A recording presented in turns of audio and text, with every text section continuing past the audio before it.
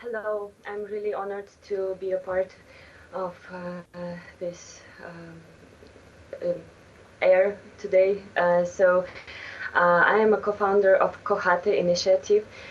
Co stands for collective, and HATY is a Ukrainian name for a house, for a hut.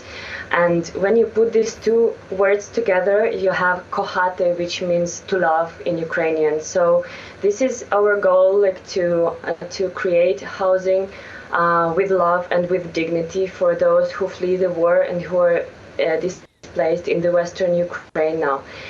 And yeah, basically housing possibilities are exhausted in Ukraine, and like there is more and more people coming, and we wait for this second wave after the whole evacuation in Mariupol, Donbass, Luhansk, Kharkiv.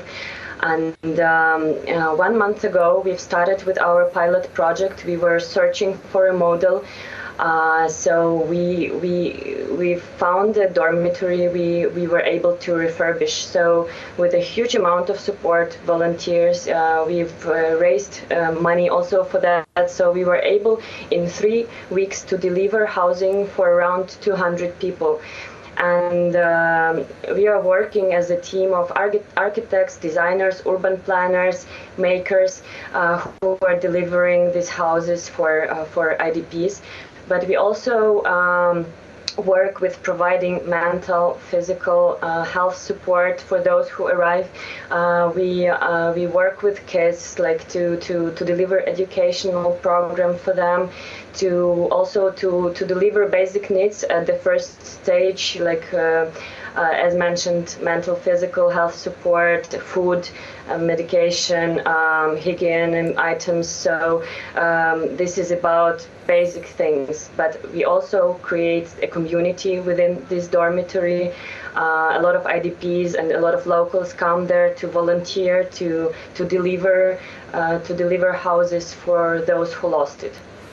Tell me more about the people that you are helping right now. Where in Ukraine are they running from? Are they fleeing from? And what are the stories that they're telling you? Yeah, so most of the places are, so this is the eastern Ukraine, so Kharkiv, Mariupol, Donbass. Those are the full communities, like universities being displaced to Western Ukraine. But there are also a lot of personal stories. For example, we were traveling through Western Ukraine last few weeks, doing assessment of further scale-up projects we could do, and we met people. A woman, Valentina, who was able to escape from Volnovakhy. She is the same age approximately, and she has the same name as my grandmother.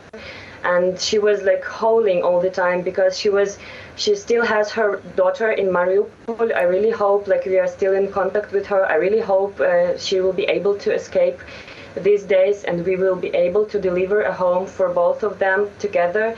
And these people are really also asking to give them some work, like just to be a bit out of this news and out of this thoughts. They are going crazy while waiting for their families to escape the bombing cities. And we have a great amount of volunteers who are IDPs, and they work so hard. I've never seen those amounts of so hard-working people. Like every day they are full day with us, and like really working very hard, very professionally, like to deliver housing for people who struggle. I know this is still a pilot project, so still early phases, early stages. When does it open up to families, and how will it scale up from here? What's the future? So basically, to pilot this model, we chose this dormitory, but actually we finished our work there, and there are like half of the dormitory is already full with families, and we provide like these next steps. But basically, yeah, what we've done through these few weeks is we've chosen cases we could scale up with. So for now we have like up to 10 cases of hotels, dormitories, former internats, like for kids we could further work on. Like those are in 5 different cities in the western Ukraine. Those are smaller cities who are still capable to host, to volunteer. So this is not Lviv. Lviv is really overwhelmed now with people, with support, with food, and but there are small cities we find more capable now to absorb a bigger amount of people and are able to give support. How important is it that COHATY brings people together and has that community feel, and does it help in an economic way as well? Yeah, so basically we think about both sides. We really want to deliver this safe housing for people who are under missiles now, so because they need to make this decision to go to Western Ukraine, so they are able to have some housing. But on the other hand, we have a great kind of brain drain. We lose our best capital, like human capital, technological capital, scientific capital, when we have not IDPs but refugees who go away from the country.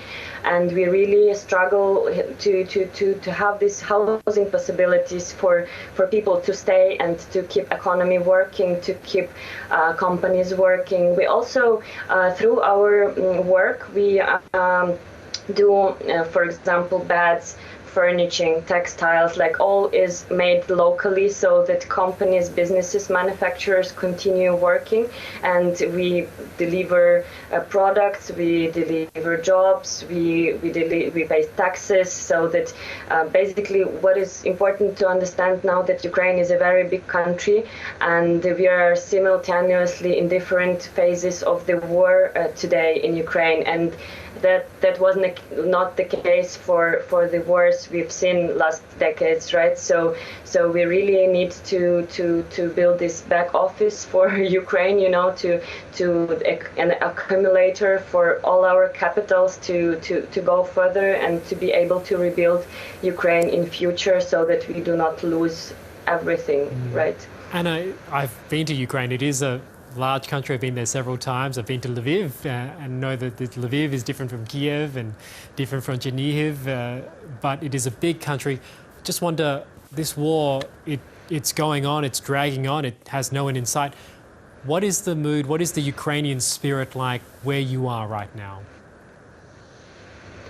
I mean, I've never seen anything like that. This amount of people working together, like so effectively, like people have such a great heart and such a capacity, such a knowledge. Like basically, I've met so many people. So it is fantastic. It is hundreds of people who work as one organism. Like this is really, the support is so distributed, so efficient. So I really highly recommend people to donate, to find a way to support local communities, to support local NGOs, like to deliver this distributed help, because sometimes like these bottlenecks, you know, with bigger organizations or cities which are not capable anymore to redistribute this money or materials or whatever. So this could be a very great help if people help through the trust we create within our teams and like communication, so that they find a place they want to contribute, and they support people with resources, finances, like good word. It is always like a big support for us, because it is hard, and we are really in this for this more than 2 months, and at some point you get exhausted, and when you receive this support again and again, this makes us move forward and be fast and scale up and have some power to continue, and it's not over for now. It is just growing, and we really need now a resource to scale up and to be fast. Anna Pashynska, thank you so much for your time. Wonderful work, and keep it up, please. Thank you. Thank you so much.